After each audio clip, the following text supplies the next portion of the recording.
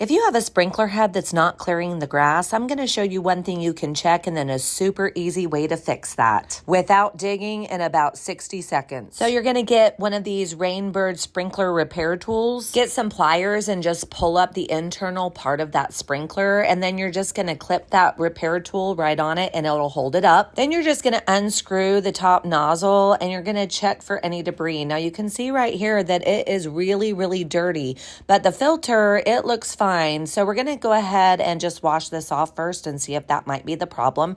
Go ahead and just put that back on. And as you can see here, it did not fix that problem. It's still hitting the grass and not going all the way over. So I looked it up and there's actually nozzles that have a higher arc. So I went ahead and ordered this from Home Depot. They delivered it the very next day. It was like $3.88. So go ahead and pull that thing up again. Clip that repair tool back on there and then go ahead and unscrew it. Screw the new one on and remove that repair tool. Now this nozzle is that new 1800 series, so you just twist it to the right because it has a fixed left, and then you just turn that little dial to wherever you need the water pattern to go and it's fixed.